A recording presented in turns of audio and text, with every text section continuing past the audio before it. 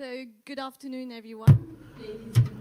Bonjour à tous, mesdames et messieurs, distingués membres de cette assemblée. Merci d'être venus pour participer à ce panel sur l'industrie des mines. Je suis donc Gaëlle Anderson, modératrice. Je suis rédactrice en chef à Africa Business Plus. Et c'est un grand plaisir pour moi de modérer ce panel-là.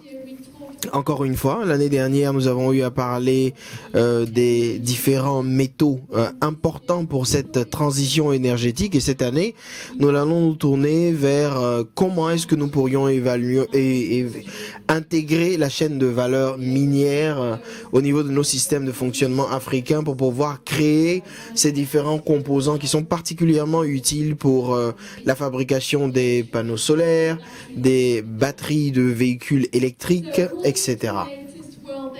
Alors, selon des chiffres récents de la Banque mondiale, l'Afrique n'a qu'entre 10 et 15% des recettes venant du secteur minier au travers de la chaîne de valeur.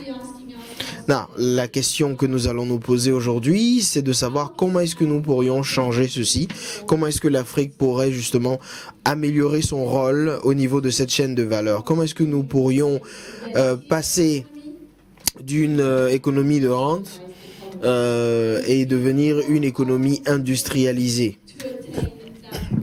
Aussi, quelles sont les conditions pour atteindre cet objectif? Alors, nous allons parler donc d'énergie. Nous allons parler de disponibilité, de transport. On va parler du domaine environnemental. Et bien au-delà, l'élément le plus important, c'est que nous allons parler du rôle du gouvernement dans cette quête. Le rôle des autorités en charge des mines et également le rôle du secteur privé.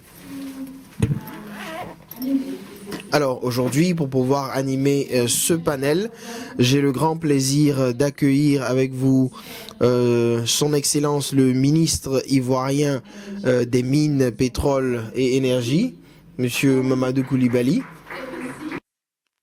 Veuillez vous asseoir. I have today with me Christian Mion.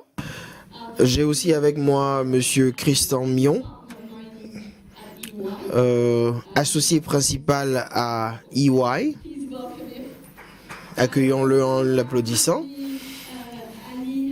J'ai également Monsieur Ali Hajaesh, qui est le vice-président vente et business development de Car Powership. Merci beaucoup.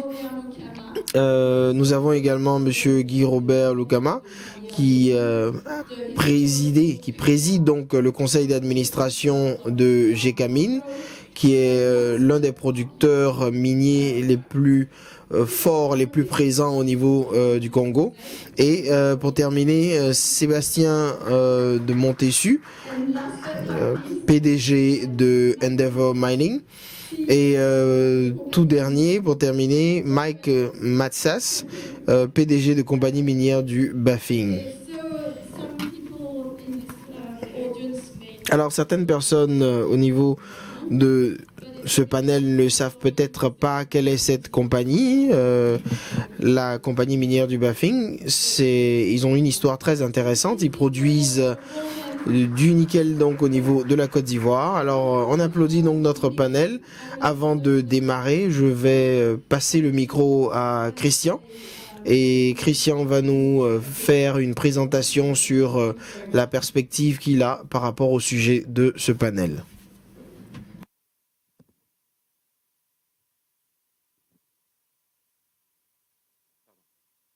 Bonjour à toutes et tous à vos grades respectifs. Tout d'abord, quelques éléments de contexte. Aujourd'hui, on parle beaucoup de métaux critiques. Une de mes convictions profondes, je l'écris et je le lecture régulièrement, c'est que l'Afrique aura le rôle clé par rapport à ça, pour des tas de raisons différentes. Je rappelle, comme Gaëlle l'a dit, que je suis un des 12 associés monde sur le secteur minier, donc en coordination avec mes pairs sur les différents continents. Et j'ai aussi traîné mes chaussures de sécurité sur à peu près tous les continents dans les mines, donc j'ai une vision assez large depuis 30 ans de ce qui se passe sur ce secteur et son évolution, en tenant compte aussi des éléments géopolitiques et des éléments sociologiques ou numériques, le cas échéant, qui peuvent aussi intervenir. Je vais aussi, Monsieur le Ministre, dire de manière générale ce que je vois sur l'Afrique. Il y aura bien sûr quelques cas particuliers ou quelques exceptions, mais je vais faire une image globale. Aujourd'hui, il est clair qu'il y a une volonté pour avoir une vision stratégique. Tout le monde est d'accord là-dessus. L'accélération des 2 dernières années et la mise en exergue positive ou anxiogène par les médias des métaux critiques. Je rappelle, les métaux critiques ne sont pas des métaux stratégiques, ce sont des métaux qui sont là, en abondance, mais il faut une dizaine d'années pour les avoir. Et on en a besoin tout de suite, comme on le verra plus tard, pour le going green, donc la décarbonation résiliente de l'économie. Par contre, est-ce qu'il y a une vision stratégique? Il n'y a pas aujourd'hui, dans la plupart des pays, de vision stratégique dédiée sur le secteur minier. Pour avoir une vision stratégique, j'ai indiqué quels étaient pour moi les 4 éléments essentiels. La première des choses, c'est de comprendre comment le monde minier fonctionne, qui est quoi, dans quoi on travaille, sachant que travailler sur des aurifères, c'est pas travailler sur des base metals. Travailler sur de la colombotanthalite, ce n'est pas travailler sur de la bauxite qui amène l'aluminium. Donc, il y a toute une série déjà d'éléments spécifiques qu'il faut bien avoir en tête pour savoir avec qui on parle et comment ça se passe. Aujourd'hui, tout est focusé sur les electric vehicles et donc il n'y a qu'une partie de ce secteur qui est mise en exergue, alors que le secteur, lui, est beaucoup plus large de manière générale.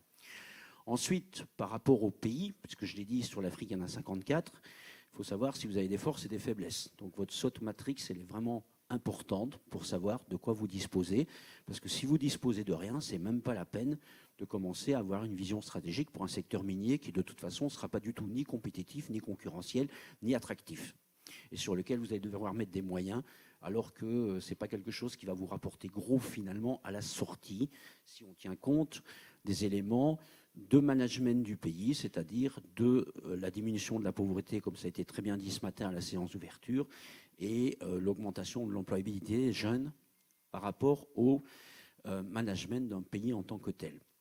Il vous faut un target operating model qui soit clair, et ensuite votre roadmap que vous contrôlez régulièrement pour savoir si vous avez rencontré les milestones intermédiaires et si vous progressez par rapport à la vision que vous êtes fixée. Alors j'ai voulu battre en brèche ici. Oui, les infrastructures, c'est le premier must, ça va de soi. L'énergie, c'est le deuxième must. Si on fait référence à ce que le ministre des Énergies du Niger a dit ce matin, il a dit des choses vraies sur le problème du gaz, le problème de la génération électrique, le problème de l'approvisionnement électrique. Donc, ça veut dire qu'effectivement, l'énergie aujourd'hui reste encore un problème majeur. Les infrastructures sont un problème majeur.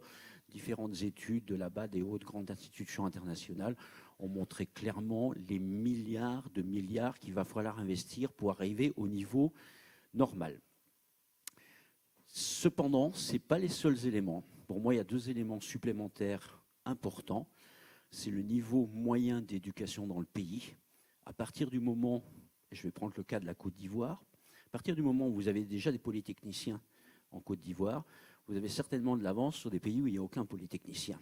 Et donc, il faut regarder dans l'histoire de votre pays, ou dans l'histoire du pays, comment l'éducation a été prise en main au moment des indépendances, en l'occurrence pour la Côte d'Ivoire, et comment est-ce que ça s'est décliné dans le niveau d'éducation moyen des gens. Parce qu'il est clair que si vous avez une mine en Côte d'Ivoire et que vous avez des géologues, des mineurs, des gens qui sont capables de manier de l'explosif, vous n'avez pas besoin d'avoir des gens de l'extérieur qui viennent, puisque votre local content, il est déjà partiellement rencontré. Okay. On passe évidemment au local content, et sur le local content, c'est exactement la même chose. À partir du moment où, une fois de plus, comme la Côte d'Ivoire, vous avez un tissu industriel suffisant, vous avez déjà gagné par rapport à la notion de local content, puisque l'enrichissement du pays se fait naturellement par, comment dirais-je, osmose ou par déclinaison, ruissellement, vers les entreprises locales qui sont naturellement utilisées. Un petit élément au passage sur l'ESG. Moi, je voudrais qu'on évite les clichés. L'ESG aujourd'hui, c'est plus un sujet. Toutes les entreprises ont des rapports ESG. Donc, s'ils ne se comportent pas correctement par rapport à ESG, la sanction est immédiate, puisque de toute façon, c'est la bourse, ce sont les actionnaires, ce sont les procès, ce sont les social networks qui vous tombent dessus automatiquement. Sachant par ailleurs que dans la plupart des pays africains, la législation sur ce genre de choses est de manière générale inférieure aux critères qu'utilisent déjà les compagnies cotées au niveau international.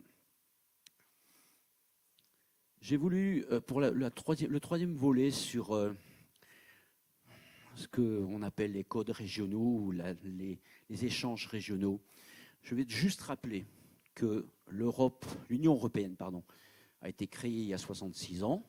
Où sommes-nous 66 ans plus tard? Eh bien, 66 ans plus tard, le président de la République française a organisé à Versailles un sommet pour demander à tout un chacun de venir investir dans son pays.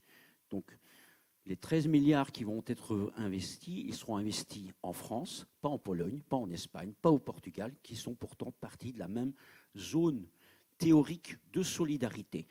Parce que, comme chaque président de la République ou chaque dirigeant de pays, le président a intérêt à ce que l'emploi soit chez lui et pas chez ses voisins. Donc, ceci pour passer à l'élément suivant.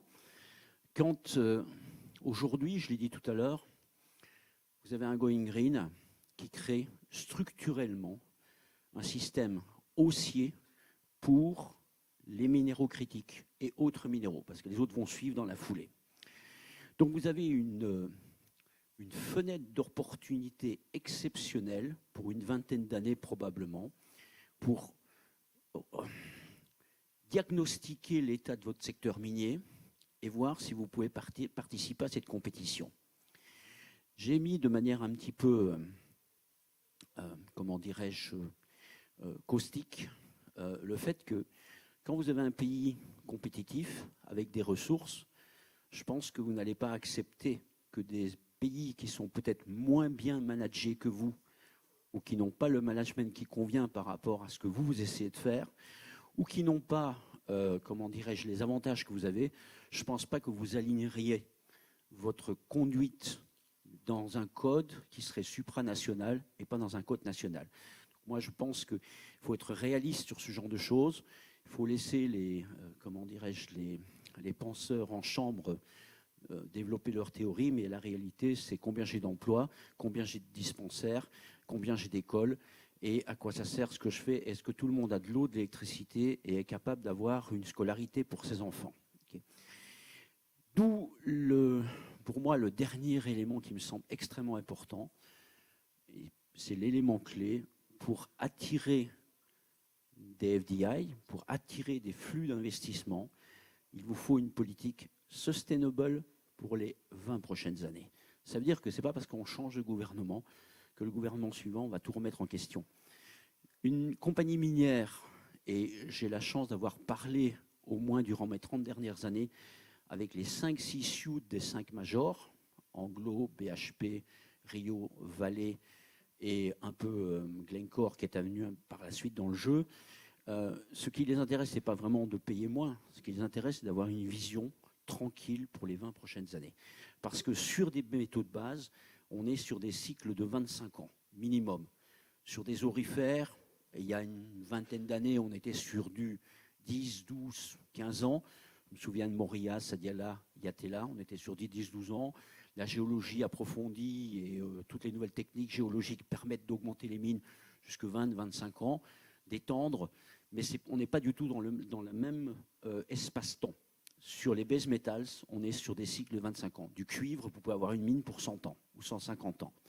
Voilà un petit peu les réalités sur lesquelles je voulais un peu appuyer pour permettre aux brillants et aux honorables speakers et à l'animatrice de conduire le débat. Je vous remercie. Merci beaucoup, Christian, pour cet exposé fouillé qui ne fait pas dans la langue de bois. Et je pense qu'on a besoin de ça. Alors, juste, est-ce qu'on peut peut-être avoir des kits de traduction, Uni Translation Kits, non? I was thinking for you. Je me demandais si on avait besoin peut-être de casques pour la traduction. Démarrons ce panel. Monsieur le ministre, voilà, vous avez longtemps été dans l'agriculture avant de prendre la tête des mines. Même à vos débuts, je crois que vous exportiez à titre privé des matières premières agricoles. Je comprends que vous avez toujours voulu faire de la Côte d'Ivoire un pays transformateur, que ce soit dans l'agriculture et maintenant dans les mines. Quelle est votre vision, votre approche de ce point de vue-là? Est-ce que vous pouvez nous présenter la stratégie de la Côte d'Ivoire en la matière? Merci. Je voudrais saluer la brillante présentation de Christian. Je pense qu'il a vraiment planté le décor. Alors, vous l'avez dit, j'ai d'abord été dans le secteur privé. Juste pour vous donner une idée, je faisais partie d'un groupe où nous exportions les fruits, notamment la mangue qui se produit chez moi, dans le nord de la Côte d'Ivoire, avant de rejoindre le secteur public au ministère de l'Agriculture.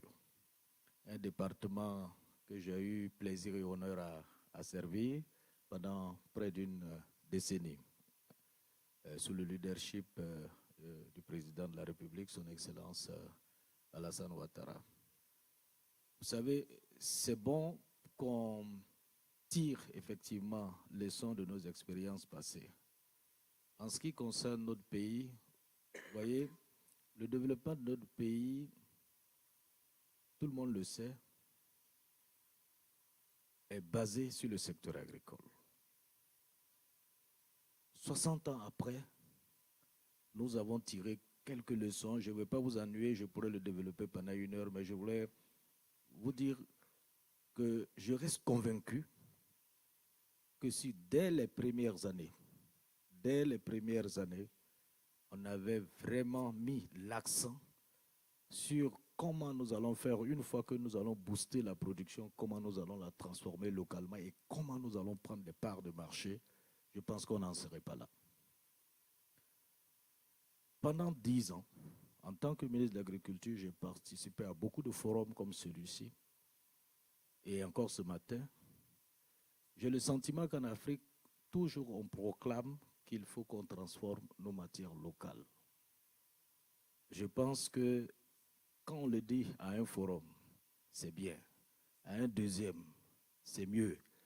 Mais quand des décennies, on continue de le proclamer et que rien ne change, on doit s'interroger parce que vous ne pouvez pas continuer de la même manière et espérer des résultats différents.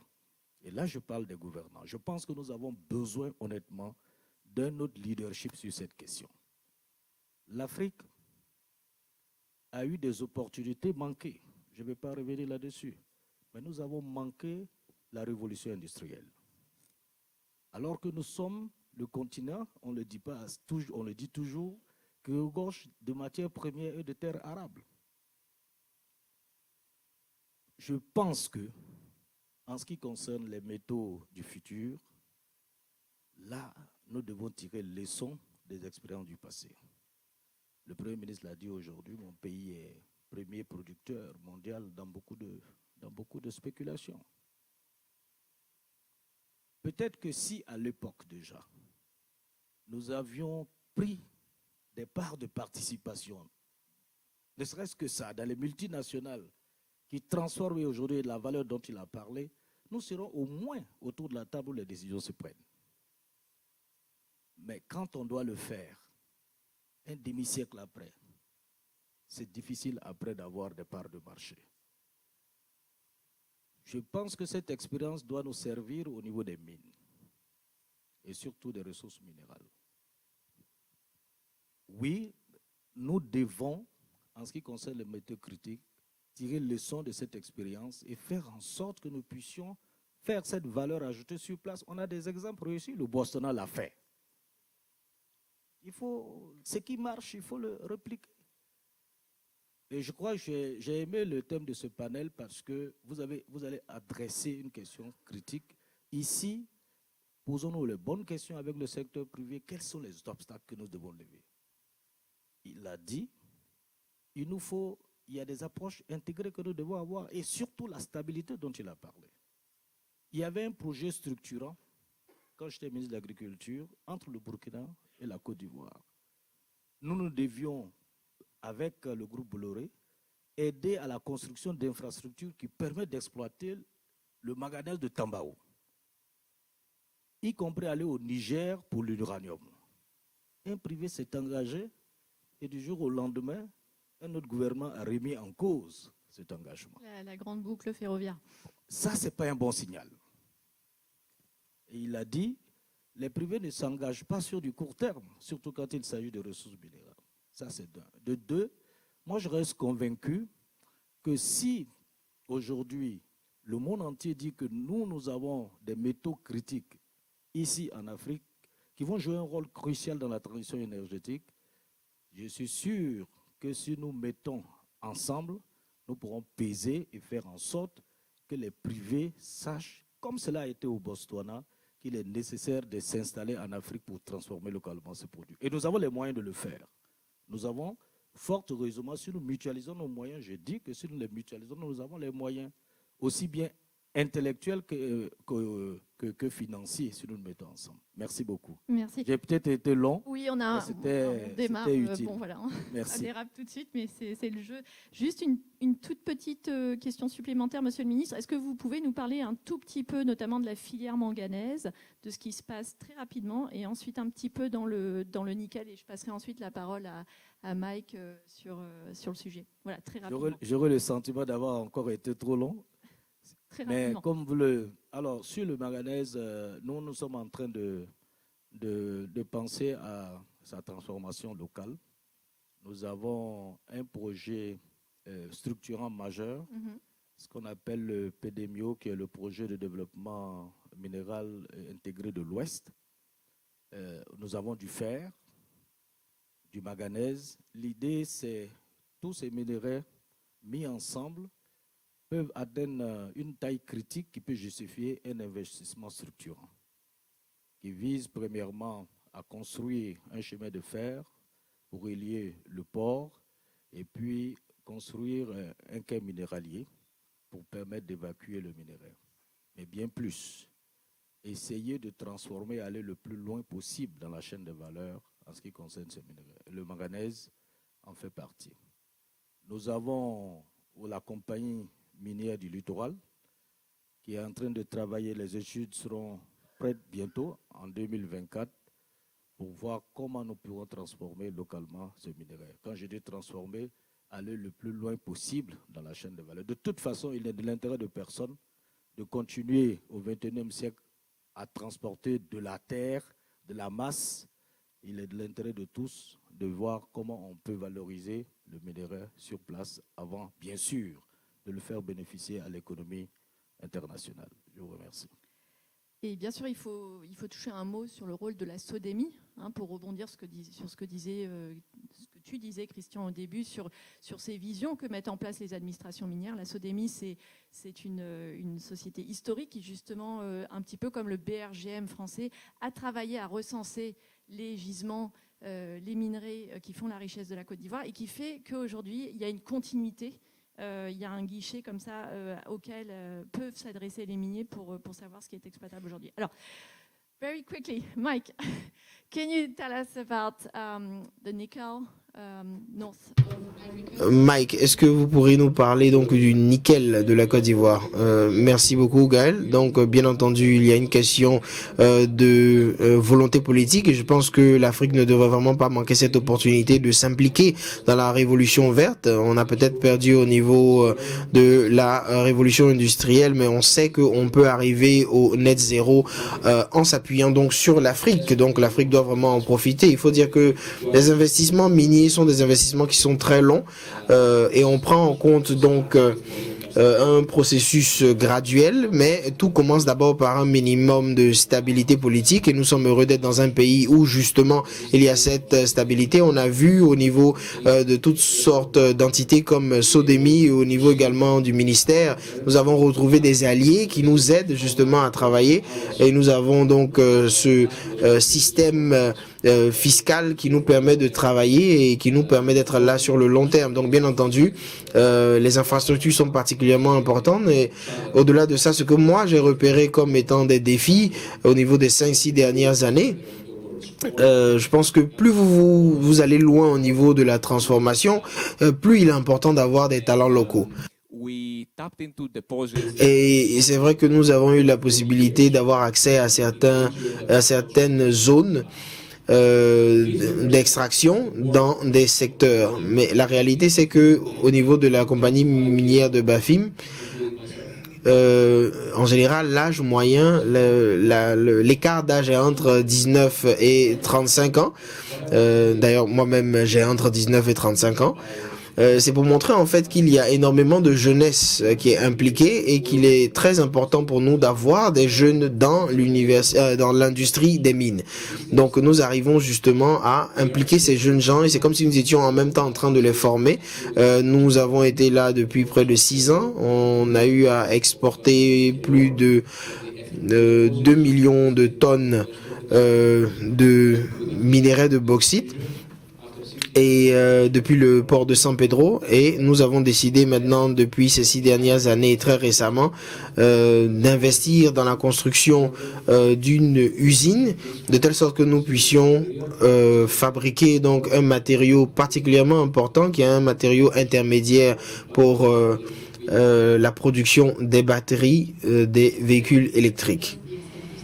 Ouais, en tout cas, c'est une histoire très intéressante. Merci de nous en avoir fait part. On va garder un œil dessus. Alors maintenant, Monsieur Lukama, pourriez-vous nous parler un peu de ce que vous faites et comment est-ce que vous avez l'intention de créer plus de valeur au niveau de votre portfolio? Donc, vous vous concentrez sur comment faire une intégration des différents talents au niveau de la transformation.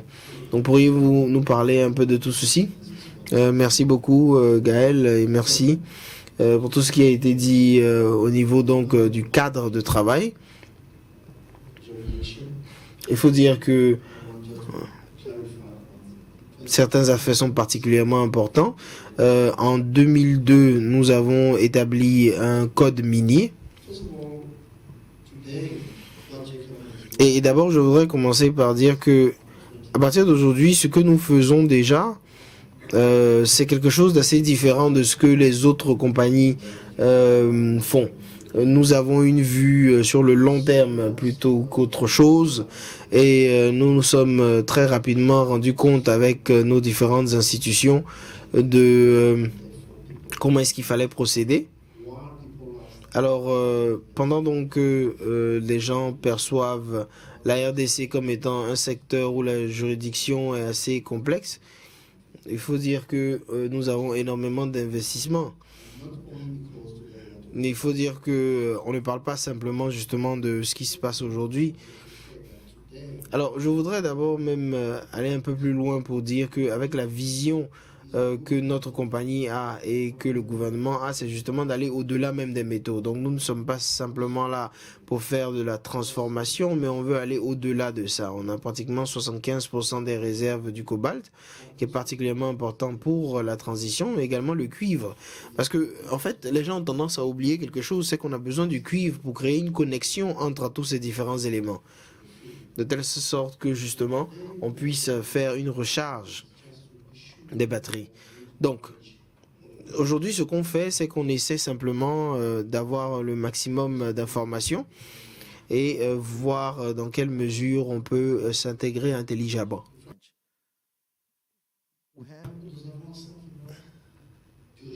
Pas de précipitation, mais d'urgence. You know, the cycle of coal was for 100 years. After... Donc, vous voyez, on a eu à travailler avec le charbon pendant un certain temps. Et maintenant, on est passé au pétrole. Donc, du coup, le charbon est devenu inutile. Donc, on a une espèce de cycle, en fait, au niveau des énergies fossiles d'à peu près 60 ans. Et je suis persuadé que le cobalt n'aura pas un cycle de 60 ans. Ça ira même plus loin. Parce qu'on voit au niveau des batteries, le poids du cobalt a tendance à diminuer, ce poids qui est intégré. Donc on est conscient que tout cela va changer progressivement. Donc nous avons une très forte opportunité actuellement pour pouvoir faire justement de la transformation. Et j'encourage tout le monde à le faire. Nous avons mal lorsque nous voyons ce processus-là qui est en général géré par d'autres entités. En Indonésie, ils vont bientôt arriver en tout cas à s'enrichir particulièrement au niveau de cette transformation locale. Il faut que nous puissions créer donc de la valeur. C'est vrai qu'il y a un défi en termes de compétences, un défi en termes logistiques. Mais comme vous avez vu même au niveau du G7, on a eu à parler justement de cette connexion entre la RDC, la Zambie, l'Angola et d'autres pays. On voit en fait dans quelle mesure toutes ces entités-là veulent mettre ensemble leur potentiel de telle sorte qu'on puisse aller même au-delà justement de la transformation, qu'on puisse vraiment être au centre de la chaîne de valeur. Ce n'est pas juste une question de convertir les éléments naturels de base en métaux, mais il faut aussi que nous puissions faire usage de tous ces éléments. Donc en fait, c'est un peu comme ça que notre stratégie se présente. Je pense que il est important pour nous de trouver des moyens par lesquels nous pouvons faire un rassemblement de moyens, qu'ils soient humains ou énergétiques. Et le fait est qu'il y a plusieurs pays qui sont pour le fait de rejoindre notre organisation. Alors, il est important pour nous de pouvoir transformer les matières premières de façon locale. Et lorsque nous sommes justement dans ces conditions où nous avons de nouveaux emplois, cela nous aide particulièrement, en particulier pour notre jeunesse. On est donc en train d'essayer de voir dans quelle mesure on pourrait continuer à travailler à ce niveau-là. Alors, notre boulot n'est pas seulement local. Il est aussi important pour nous d'avoir justement des PME qui travailleront avec nous. Alors, on y reviendra rapidement. Je voudrais juste qu'on parle de votre projet, parce que c'est un projet clé. Juste un exemple. C'est-à-dire le conseil que je dirige actuellement a été mis en place récemment, en mars. Nous avons un projet que nous gérons avec Ivanhoe Mines. Et ce que nous avons décidé de faire, donc ils sont en cours d'amélioration d'un plan de travail qui leur permettra justement de travailler dans le domaine du zinc. Donc l'objectif c'est de pouvoir mettre donc l'argent et certains éléments à leur disposition afin que tout ceci puisse se faire, afin qu'on puisse extraire le soufre et d'autres entités. Nous avons réussi à convaincre certaines personnes au niveau du monde pour venir nous assister. Alors, le fait que nous ayons un excès d'acide sulfurique nous a clairement permis de comprendre comment est-ce qu'on doit procéder.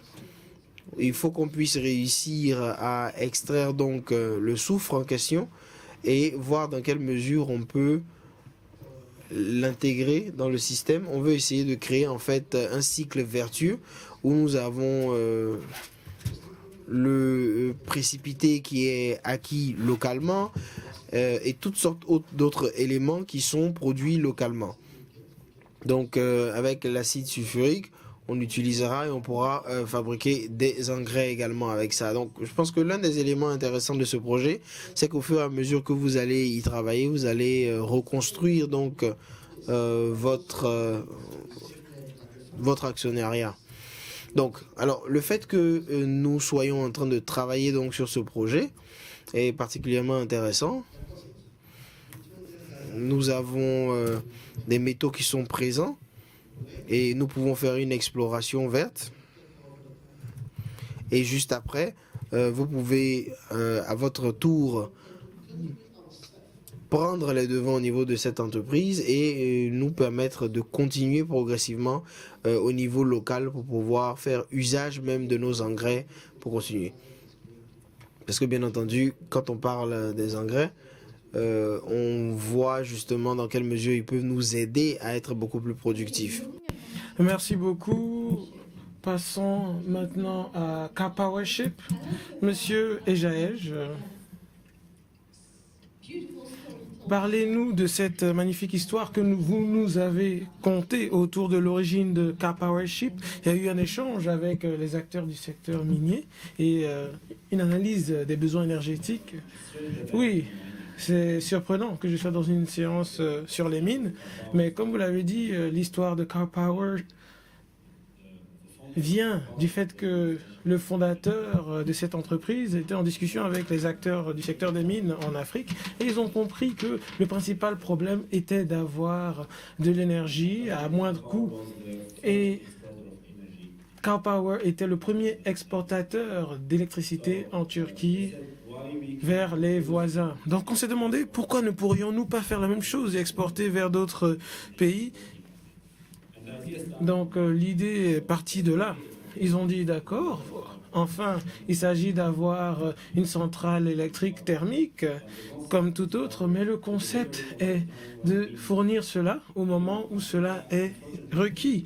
En Afrique, malheureusement, il y a un gros fossé, de grands retards, et avec ces retards, au jour d'aujourd'hui, les investisseurs ne peuvent pas t'attendre. Si nous n'avons pas les infrastructures pour mettre quelque chose sur pied, ils vont aller le faire ailleurs. Parce que le coût de la logistique est trop important et ça entraîne de grosses pertes pour les pays. Donc sur ce constat, K-Powership a décidé de comprendre les besoins des pays et on va s'insérer dans leur contexte. Aujourd'hui, je suis ravi d'être dans un pays qui nous accueille car nous avons aussi K-Powership en Abidjan qui fonctionne 12 mois sur 12.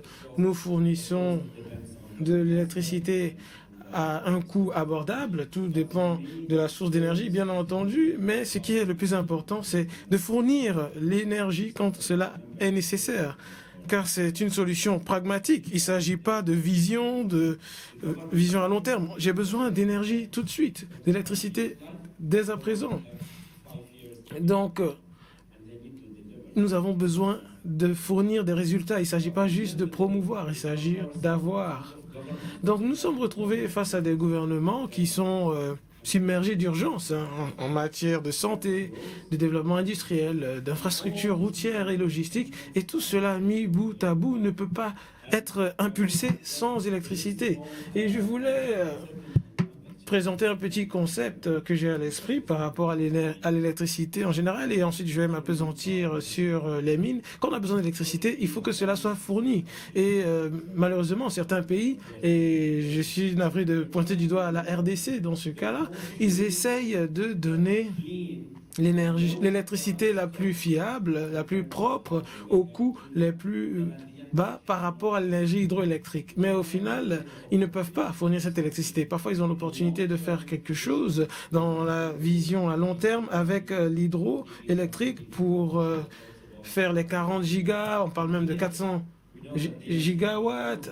Mais on sait qu'aujourd'hui, la RDC a le taux d'électrification les plus réduits, alors qu'ils ont au contraire le potentiel minier le plus important peut-être à l'échelle mondiale. Donc aujourd'hui, le secteur électrique de l'électricité, c'est un secteur pragmatique. J'ai besoin d'électricité, j'ai besoin d'énergie, je dois obtenir cette énergie au bon moment, au meilleur prix. Et à ce moment-là, une fois que ces deux besoins-là sont comblés, je peux voir comment les rendre cette production plus propre. Donc, il y a quelques années, l'Europe avait de l'électricité sale, entre griffes, mais aujourd'hui, ils sont en train de faire une transition vers de l'énergie propre. Donc, il faudrait peut-être embrasser cette vision. Commencer d'abord par avoir l'électricité et ensuite la rendre plus propre, la rendre plus efficiente. Quoi qu'il en soit, il faut commencer quelque part. C'est pourquoi cette histoire de Cow Power a beaucoup de succès dans la région du Ghana au Sénégal. Nous avons plus de 1,7 mégawatts. Nous sommes là pour répondre en point et en heure, en temps et en heure. Lorsqu'il n'y a pas d'électricité, par exemple dans un hôpital pour faire un scanner, Car Power peut fournir cette électricité. Donc ce concept aujourd'hui est parti des entreprises minières. C'était juste un cas parmi tant d'autres. Derrière, il y a l'industrie et toute une panoplie de secteurs qui ont besoin d'électricité. Donc que diriez-vous est la durée moyenne de car powership dans un pays? La durée moyenne de séjour de car powership dans un pays. Donc, c'est une bonne question. L'électricité, elle est fournie. Ça dépend de combien de temps celle-ci est requise. Donc, car power apporte des solutions d'urgence. On règle des situations temporelles, mais nous sommes là sur le long terme pour résoudre un problème structurel. Donc nous sommes là pour résoudre un problème immédiatement, mais vu que c'est un concept flottant, les gens pensent que c'est une solution temporaire, qu'on vient et on part, mais quand on vient, quand on se connecte au réseau, quand on commence à opérer et qu'on a une vision à long terme, en termes de services, en termes de solutions et en termes de prix, c'est identique à tout autre fournisseur. La valeur ajoutée, c'est que nous arrivons à fournir cette électricité dans les situations d'urgence, mais on peut aussi passer au-delà du court terme et aller au long terme et s'adapter à des contextes locaux et fournir des solutions locales. Donc, pour revenir à votre question, aujourd'hui, par exemple, au Ghana, nous sommes là depuis 20 ans. Au Sénégal, nous sommes là depuis 5 ans. On parle de 10 ans. Et je pense qu'on peut y aller même pendant 20 ans. Dans certains pays, on commence par une durée de 1 an, 2 ans, et après quelques mois, on se dit que si on peut avoir un projet à plus long terme avec un meilleur prix, parce que en réalité, la durée du contrat impacte le prix. Donc, si on a un projet à long terme avec un meilleur prix, pourquoi est-ce qu'on ne pourrait pas avoir cet échange-là pour prolonger notre séjour? Donc, en général, on vient pour le court terme, mais on finit toujours par rester pour le long terme. Et on a des négociations, contrats à long terme. Ça nous permet d'avoir des coûts amoindris. Donc, pour terminer sur Car Powership, est-ce que vous pouvez nous en dire davantage, par exemple, concernant ces pays producteurs de gaz et de pétrole, comment est-ce que vous allez passer de mazout lourd au gaz? Donc, il faut savoir que Car Powership, c'est pas que l'électricité. Nous, on passe du gaz naturel à l'électricité et c'est une longue histoire. J'étais dans l'autre séance sur le gaz naturel où on parlait du paradoxe de l'Afrique, où nous sommes l'un des plus grands producteurs de gaz naturel liquéfié, mais nous sommes les plus petits consommateurs. Si on prend l'exemple du Cameroun, par exemple, il est étonnant de voir que nous exportons du GNL de Kribé, alors que 100 mètres plus loin, nous avons une centrale de mazout lourd. Donc, je pense que l'Afrique a besoin d'une bonne réflexion, d'une nouvelle manière de réfléchir, car les ressources de l'Afrique, où que se trouve l'opportunité, elles doivent être là pour servir l'Afrique d'abord. Comment servir l'Afrique? Comme par exemple au Sénégal ou en Mauritanie, où ils ont des projets, on a des gisements de gaz naturel qui sont trouvés, et ces projets-là sont portés vers l'exportation. Alors qu'on sait que au Sénégal, par exemple, la majorité de ces productions d'électricité viennent du mazout lourd. Je comprends que les autorités cherchent l'exportation car c'est beaucoup plus rentable et ça permet de meilleurs paiements, mais on peut avoir une composante locale pour commencer et passer à l'échelle. Aujourd'hui, j'ai entendu un des représentants de Total. Il nous disait qu'on a besoin d'un cas de réussite. On ne doit pas vouloir soit le verre à moitié plein, soit le verre à moitié vide. On n'a pas dit tout hydroélectrique ou tout thermique. Non, il faut des petits exemples, des petits cas d'école qui permettront à l'Afrique de décoller. Parce que si on veut tout ou rien, on ne commencera jamais. En d'autres termes, ne cherchez pas la perfection. Sébastien, pouvez-vous nous dire davantage sur la FSTP? Nous en avons parlé, c'est-à-dire Endeavour Mining qui aide les entreprises minières à développer leurs services en travaillant avec vous. Si on regarde comment on peut améliorer la transformation locale au niveau des pays, ce qui est bon dans le secteur de l'or, on produit des lingots d'or dans le pays, donc la plupart de la chaîne de valeur est dans le pays.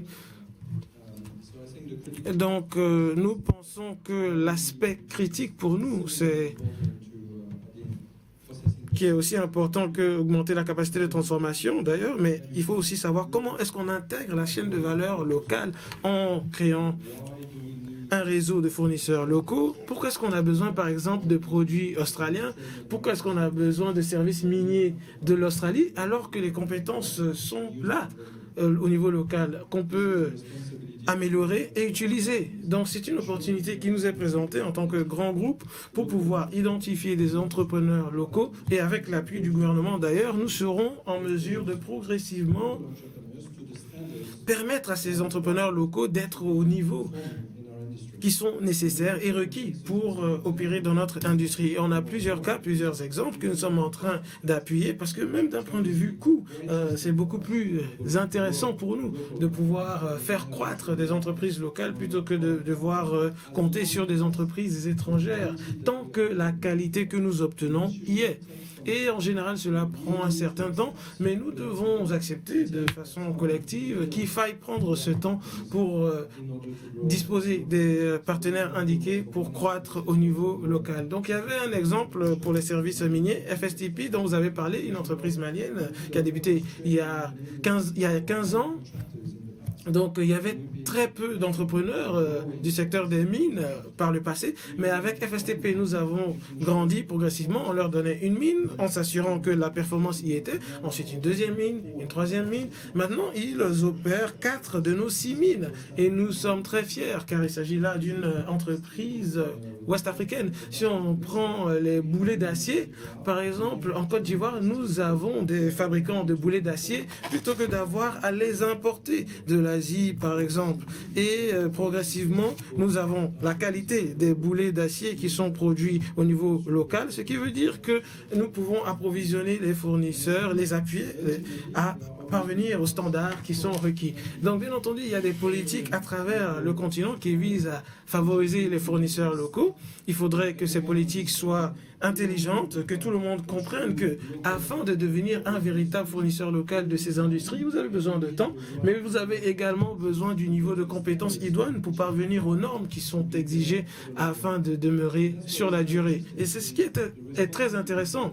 C'est la responsabilité qui nous incombe en tant que large entreprise. Nous devons prendre le temps de faire grandir les fournisseurs locaux. Et c'est un aspect qui est de plus en plus important pour nous permettre à insuffler le développement en Afrique. Merci Sébastien. On est un peu en retard, de 20 minutes d'ailleurs sur le programme, mais en réalité beaucoup de points que nous allions aborder dans cette troisième partie, vous avez déjà évoqué ces derniers, surtout vous par rapport à l'expérience K-Powership. Donc on va aller directement au point clé numéro 2 avec Sébastien encore une fois, car j'aimerais que vous parliez des projets solaires à Massawa, au Sénégal, et aussi dans la mine de Houndé, au Burkina Faso. Est-ce que vous pouvez faire contenir votre réponse en 1 minute? Je ferai mieux, 20 secondes. Donc, je suis d'accord avec ce qui a été évoqué tantôt par rapport au fait que parfois le marketing ESG, gouvernance sociale et économique, c'est un peu beaucoup d'apparat. Donc, on utilise cette thématique comme cachet qui est requis presque partout, mais ça ne veut rien dire si ça ne se transforme pas en actions concrètes. Et il faudrait que ce soit justement des actions concrètes. Donc, ces actions GSE doivent avoir du sens. Sinon, pourquoi le faire? À part si c'est pour du marketing. Et à ce moment-là, ça n'a pas beaucoup de sens. Donc, bien entendu, nous avons besoin d'électricité. Si on enlève l'électricité si on prend l'électricité des générateurs, on fait beaucoup d'émissions de gaz à effet de serre. Si on fait l'énergie solaire, on réduit ses émissions à effet de serre et les coûts sont plus avantageux. Donc pourquoi ne pas le faire? On a la technologie qui nous permet de combiner les intérêts de l'énergie verte, mais aussi beaucoup plus efficient, de plus en plus efficient. On ne veut pas plus propre et plus cher, non, sinon ça n'a pas de sens. Ça n'a pas de sens d'un point de vue économique pour une entreprise. Mais si vous êtes plus efficient et plus propre, c'est parfait. C'est pourquoi le solaire est beaucoup évoqué et l'électricité en général. Je pense que le gaz aussi, c'est un point évocateur. Et ce qu'on recherche de plus en plus, c'est qu'au-delà des connexions que nous avons aux centrales solaires, c'est une connexion aussi au réseau électrique, afin qu'ils deviennent de plus en plus propres grâce à ces réseaux solaires, ces réseaux de gaz, ces réseaux thermiques. Donc c'est notre vision et c'est ce que nous appuyons. Donc toujours sur l'aspect de fourniture d'électricité, Monsieur Lokama, quand nous préparions le secteur minier, parce que beaucoup de ces entreprises sont des entreprises privées qui ont investi dans le pays et leur idée, c'est de combiner. Nous avons beaucoup de projets de fourniture d'électricité dans l'énergie solaire, le Mazulu, où les personnes investissent. Et il y a aussi les importations d'électricité. Le problème que nous avons, c'est plus est-ce que c'est le Mazulu ou c'est le gaz naturel, c'est plutôt la croissance de notre secteur qui est beaucoup plus important. La croissance est plus rapide que la fourniture d'électricité. Donc nous avons de plus en plus d'acteurs qui produisent de l'énergie, de l'électricité pour eux-mêmes. Nous, à GKMI, nous n'avons plus ce problème parce que même si nous avons des problèmes d'approvisionnement, nous avons vu que tous ceux qui rendent nos opérations beaucoup plus efficientes sont les bienvenus. Et les Chinois, vous voyez qu'ils se distinguent des autres entreprises. Ils viennent, ils connaissent le besoin, ils identifient le contexte et ils font des centrales hydroélectriques. Sinon, ils viendront avec un générateur, un groupe électrogène. Donc, quand vous voyez la croissance, nous sommes le deuxième plus grand producteur de cuivre. Nous sommes passés de la 30e place à la 2e place en quelques décennies. Et le constat aujourd'hui, ce n'est pas un problème d'électricité pour les activités minières, c'est un problème d'électricité pour la transformation des produits de ces activités minières. Et nous sommes ouverts à tous les partenaires. On a travaillé avec la BAD et toute personne intéressée. Et toute personne intéressée par l'électricité est invitée. Ce n'est pas un problème d'approvisionnement pour le secteur des mines, mais c'est pour la transformation. Et nous savons que les personnes sont disposées à venir. Nous avons un intérêt manifesté par la Chine. Ils ne parlent pas que du secteur minier. Ils parlent de la transformation également que nous venons d'évoquer. Nous avons parlé avec eux. On a dit qu'on ne veut pas qu'ils investissent uniquement dans les mines, mais qu'ils viennent avec des composantes d'électricité. Si vous voulez venir, votre modèle est le bienvenu, mais nous devons avoir une résolution de cette pénurie d'électricité. Pour le secteur minier, c'est déjà résolu d'ailleurs. Mais il y a une pénurie en matière de transformation. Pour pouvoir transformer ce cuivre brut en fil de cuivre, pouvoir faire cette transformation, il y a cette pénurie à ce niveau. Est-ce que vous pouvez parler un tout petit peu de la transmission, des initiatives qui sont mises en place pour avoir des postes frontières redondants? Donc l'un des défis, c'est au niveau du transport et de la logistique. Les entreprises locales impliquées, le gouvernement également, qui doivent faire la jonction entre le port de Lobito et débloquer le potentiel dans notre pays. Mais nous-mêmes, avec l'appui de Ivano et les autorités locales, nous avons décidé de mettre en place un port sec. On a demandé la licence au gouvernement pour pouvoir se connecter à la Zambie et à l'Angola. Et on l'a fait. Et ça fonctionne. Il y a, comme je l'ai dit, dans les prochaines 50 années, Kiko nous appartiendra avec le port sec. Le potentiel est là. Nous pouvons avoir 1 million de tonnes d'exportation. Donc nous l'avons fait nous-mêmes et on a vu le G7 qui parle du financement du projet de chemin de fer entre le port de Lobito et notre zone. Donc nous voulons que les différentes institutions partenaires viennent travailler avec nous pour rendre ce projet aussi durable que possible. Parce que la passation de marché dans le secteur minier, c'est assez délicat. À chaque fois que vous êtes connecté, vous avez une stratégie. Nous pouvons compenser l'absence du gouvernement pour travailler. Pour faire la transition sur la question énergétique, de l'approvisionnement énergétique, la Côte d'Ivoire s'est engagée à la COP26 d'atteindre un mix énergétique de 45% de renouvelables à l'horizon 2030. Voilà. Est-ce que vous pouvez nous en dire un petit peu plus là-dessus rapidement? Merci beaucoup. Je pense que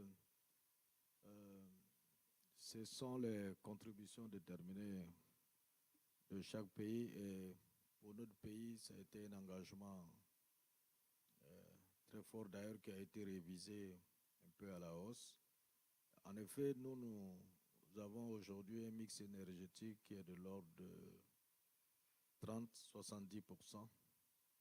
30% pour les énergies renouvelables. Et nous pensons que nous pourrons, sur la base de notre plan directeur, nous pensons qu'à l'horizon 2030, nous pourrons avoir 45% contre 55% actuellement et faire mieux au-delà de 2030. Et notre ambition d'ailleurs, c'est de dépasser cet objectif avant 2030 et c'est possible au regard de nombreux projets qui sont encore dans le pipe, notamment les projets solaires. Merci beaucoup. Mike, your projects. Mike, vos projets sont soit faibles en demande d'électricité ou vont produire de l'électricité. Oui, pour ce qui est de notre projet le plus récent, dans le cadre de la construction, nous allons inclure le développement, la construction d'une usine d'acide sulfurique, une centrale d'acide sulfurique. Donc nous aurons un surplus énergétique que, en temps et en heure, nous allons aborder avec les autorités locales pour voir comment mettre cela à profit et le mettre à disposition sur le réseau électrique. Merci beaucoup. À présent, il nous reste... Nous sommes en retard de 15 minutes, donc on a réduit ce retard. Donc nous pouvons passer à notre troisième et dernier point clé qui porte sur la coopération transfrontalière, gardant à l'esprit ce que vous avez dit, Christian, par rapport à ses limites. Donc je vais reprendre par vous, Mike. Pouvez-vous nous dire aujourd'hui... quel type d'intérêt vous obtenez des États-Unis, de l'Union européenne dans le cadre de vos opérations de nickel? Comme je l'ai dit, tout le monde a compris que pour atteindre le taux d'émission zéro, il faut forcément passer par le secteur des mines. Donc il faut des chaîne de valeur sécurisée pour les matières premières de base. Et la région ouest-africaine peut jouer un rôle majeur. Nous avons été approchés par plusieurs parties prenantes, des fabricants de batteries, mais également des organisations de financement, des gouvernements qui sont très intéressés par notre projet nickel et le prochain produit MXP. Donc c'est une excellente opportunité pour le monde de créer des chaînes de valeur indépendantes, tirant parti également des changements géopolitiques qui ont lieu dans le monde dans lequel nous sommes. Je pense que la région où nous nous trouvons peut jouer un rôle majeur dans cela. Monsieur Lukama. Tout le monde parle de l'accord qui a été signé en Zambie et qui a été soutenu par les États-Unis. À votre niveau aussi, beaucoup de personnes se bousculent à vos portes, à la GECAMIN, en raison de la proximité géographique avec les marchés occidentaux. Est-ce que vous pouvez nous en dire davantage? Oui, par rapport à la position de l'Occident par rapport au cuivre, la région du Katanga où le cuivre se trouve, elle est enclavée par rapport au reste du monde. Tout d'abord, comme je vous l'ai dit, le G7, il y a une semaine ou 10 jours, a fait une annonce disant qu'il devait financer le corridor entre Lobito et la RDC. Ça, c'est une première étape. Deuxièmement, nous avons décidé que dans notre protocole d'accord avec la Zambie, nous avons décidé de partager la manière dont nous créons la valeur conjointement. L'idée, c'est que le cobalt est là, mais nous voulons impliquer la Zambie et l'Angola pour s'assurer que tout ce qui se passe bénéficie aux voisins. Nous pouvons créer la valeur parce que nous impliquons la Zambie pour l'électricité, nous impliquons l'Angola pour le point logistique et on implique d'autres pays. Il y a aussi la préoccupation de Dar es Salaam, de la Tanzanie. Donc, il y a aussi les besoins des pays occidentaux qui nous permettront d'accélérer ces efforts-là. Donc l'idée aujourd'hui, c'est que on peut avoir cette approche transnationale pour partager cette valeur. Vous donnez ce que vous avez. Si votre avantage comparatif, c'est l'électricité, nous, le nôtre, c'est le cobalt. L'avantage compétitif de l'Angola, c'est Lobito et le Luanda. Donc, on va essayer de créer cette valeur et de la partager. Ils peuvent avoir un pont à péage où on paye par exemple $1 pour traverser, de s'assurer que tous les pays en tirent profit et qu'on ne travaille pas que avec les pays voisins. Parce que quand on parle de cobalt, de cuivre, de lithium, on peut même inclure un pays tel que le Maroc, qui est proche de l'Europe. Si on peut envoyer cela à leur niveau et qu'ils font partie de cette création de valeur, nous serions ravis. Ce n'est pas que exclusif. Nous voulons en tout cas obtenir une grande partie de la valeur car nous avons contribué fortement à la créer. Nous comprenons cela. Nous voulons partager la valeur avec tous les pays qui contribuent à la création de cette valeur. Et c'est notre vision et nous sommes plus que disposés à le faire. Je voudrais que vous parliez un petit peu des échanges que vous avez eus avec l'Afrique du Sud concernant le projet d'unité d'affinage dans la filière or et comment effectivement ça s'inscrit dans une volonté de réduire, d'endiguer l'orpaillage sauvage. Merci beaucoup. Je pense que ça, c'est une question importante. Nous avons aujourd'hui dans notre pays, l'orpaillage illégal est devenu un vrai souci. Je vous passe des conséquences et les dommages. Tout y passe. Mais nous avons besoin pour endiguer ce phénomène effectivement d'une coopération d'abord entre nous, pays frontaliers. Par exemple, si je prends la pollution de l'Abia, qui est le fleuve qui traverse le Ghana jusqu'ici, nous avons observé quelques années avant que le fleuve était pollué par les orpailleurs illégaux à partir du Ghana et nous on était contaminés. On a compris qu'on ne pouvait pas arriver à bout à ce phénomène si on ne se mettait pas ensemble. Et il y a plein d'autres exemples de coopération de cette nature. Et comme vous l'avez dit, nous avons besoin vraiment d'aller le plus loin possible dans la chaîne de valeur. Et notre conviction est que pour l'orpaillage, par exemple, plus nous allons aller plus loin dans la chaîne de valeur, mieux nous allons avoir un meilleur contrôle de l'amont de la chaîne. Parce qu'en réalité, ces orpailleurs prospèrent parce qu'il y a bien des gens qui les financent. C'est pour ça que nous avons approché l'Afrique du Sud, sachant qu'ils ont une longue expérience Mais il n'y a pas que l'Afrique du Sud que nous avons approché. Nous avons approché aussi certaines sociétés d'affinage dont nous savons très bien qu'elles se ravitaillent aussi en Afrique de l'Ouest, pour voir dans quelle mesure, dans un cadre de collaboration gagnant-gagnant, ils peuvent venir s'installer ici en Afrique de l'Ouest et puis et de manière transparente et tout le monde y gagne. Parce que je pense qu'eux aussi sont préoccupés d'avoir une source d'approvisionnement qui soit exempte de tout reproche. Merci. Mr. Ajaesh, so tell us. Monsieur Ajaesh, oups. Alors ce sera donc notre mot de conclusion. Parlez-nous de combien est-ce que de pays vous couvrez au niveau de l'Afrique actuellement? Nous avons plus de 12 pays. On a le Mozambique, où on exporte également à Katanga. Alors, pour être au même stade que vous, je ne disais pas qu'il n'y avait pas d'énergie pour la mine, mais je disais pour le Congo plutôt, parce que le Congo, en fait, manque cette opportunité-là de pouvoir faire cette transformation. Et c'est ça le véritable problème aujourd'hui.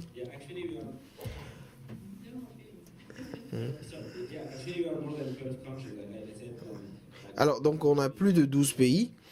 Nous avons par exemple le Mozambique, on explore là-bas et ensuite on envoie au niveau de la Zambie.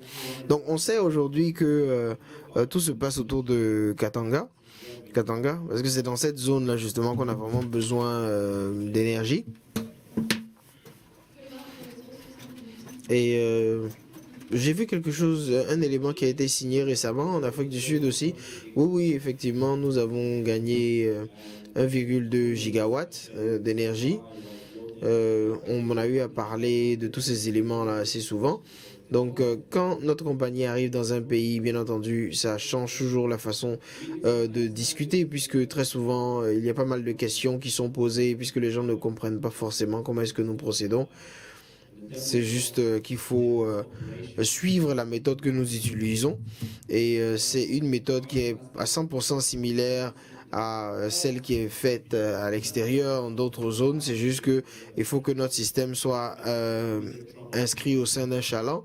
Et à partir de là, maintenant, on essaye d'obtenir l'énergie nécessaire. Mais je voulais revenir rapidement sur un autre élément. Aujourd'hui, à notre niveau, on essaye justement de déclencher ce nouveau système africain, là, toujours avec cette idée d'actifs non permanents.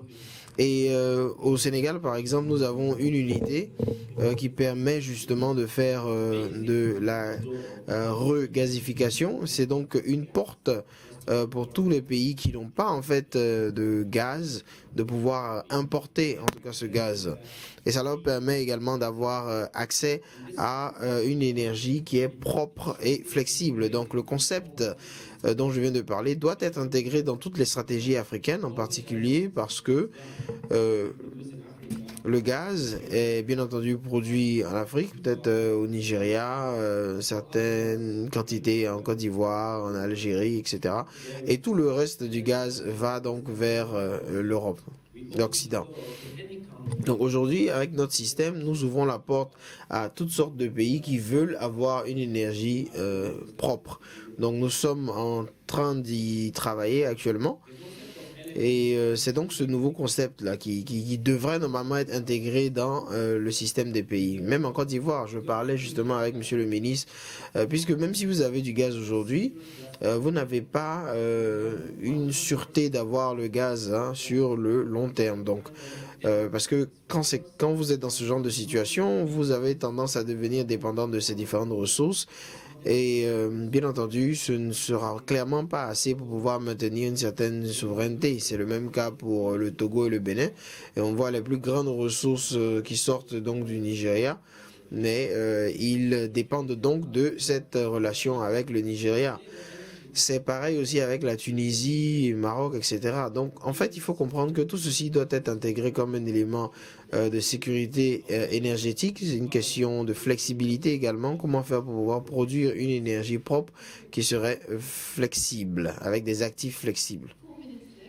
Alors, il nous reste 4 minutes. Sébastien, peut-être on va va conclure avec vous et ensuite on prendra des questions dans l'Assemblée. Alors, ma conclusion touche un peu à ce qui a été dit au niveau par le ministre au niveau de la question de la raffinerie en Côte d'Ivoire. Il faut dire que très souvent les gouvernements n'arrivent pas à mettre la main sur une très forte quantité d'argent à cause justement de l'orpaillage illégal. Et nous savons au niveau de certains de nos sites, quand on regarde le Mali et le Burkina Faso, qu'il y a eu un usage de ces éléments-là d'orpaillage pour financer même d'ailleurs le terrorisme et d'autres activités. Donc il doit y avoir une forte volonté venant du gouvernement pour pouvoir arrêter tout ça parce qu'il y avait donc des ONG qui parlaient par exemple du fait que les orpailleurs étaient des gens bien et qu'il fallait les protéger, etc. Mais la réalité, c'est que ce n'est pas le cas, puisque non seulement ça empêche le développement du pays en empêchant des recettes que l'État pourrait avoir, mais au-delà de ça, ça nous permet également d'arrêter une source de financement pour le terrorisme. Donc nous sommes contents que les choses se déroulent correctement au niveau de la Côte d'Ivoire. Donc nous avons juste quelques minutes pour prendre des questions dans l'Assemblée. Oui, je vois une main là-bas.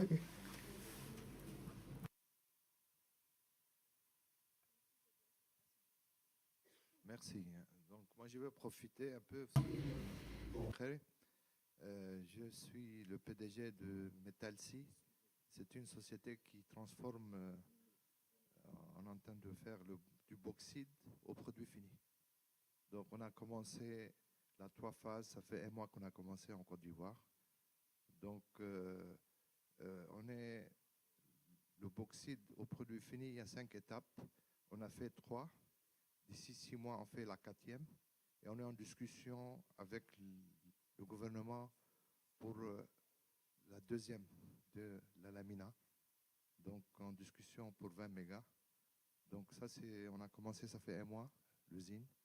Et nous, on a commencé en l'envers. On a commencé du produit, pas de mine. Voilà, donc, et si tout va bien, la Côte d'Ivoire, ça c'est le seul pays qui transforme l'aluminium de A à Z dans le monde. Donc, on est en discussion avec l'État. Donc, ça, c'est des trucs concrets. Je profite du forum et je vous remercie. Je pensais qu'il y avait une question.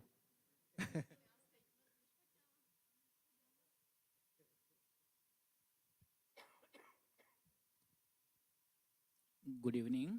This is Sant Khare. Bonjour, je suis Sant Khare de JSPSP. Je travaille au niveau du port minéralier. Donc ma question s'adresse au ministre. On regarde l'économie de la Côte d'Ivoire et on voit qu'elle se renfloue grâce justement à certaines compagnies minières, mais il y a plusieurs compagnies minières qui sont enclavées. Donc il est important que nous parlions du fait que nous avons des paiements qui doivent être faits par d'autres pays enclavés et on voit clairement que ces montants sont très élevés au niveau par exemple du manganèse et d'autres matières. Donc les pays aux alentours s'attendent à ce que justement la Côte d'Ivoire puisse aider à réduire justement ces coûts-là de telle sorte que les choses soient facilitées. Excuse me, can you repeat? I'm not sure to.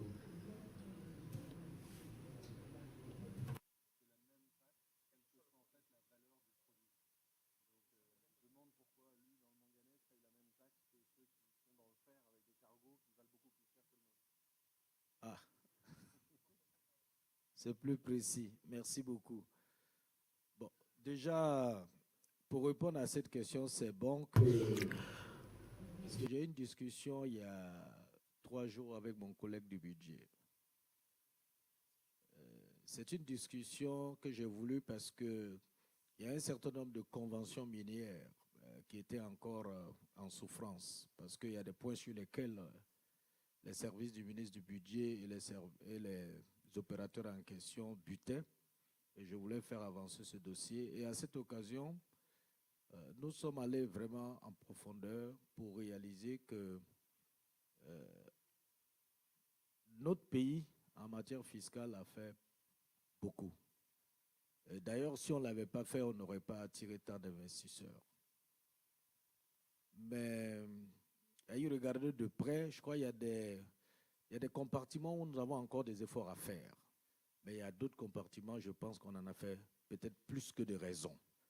Et je voudrais vous dire, pour avoir été ministre de l'Agriculture, quand nous avons voulu faire la réforme de la filière café-cacao, je me suis aperçu que dans les années 90, il y avait des facilités qui avaient été accordées pour 5 ans pour permettre, pour encourager les grands à transformer, ne serait-ce que la première transformation et ainsi de suite. Et puis, finalement, ces facilités sont restées au-delà de 5 ans. Et pire, elles ont été étendues à d'autres objets qui n'étaient pas l'objet initial. Aujourd'hui, en ce qui concerne le secteur minier, normalement, le principe, d'ailleurs, moi, je suis contre toute taxe dans l'exploration, parce que je trouve que ça n'a pas de sens. Je le dis parce qu'il y a une réglementation qui est en cours de discussion, et ma position est connue là-dessus.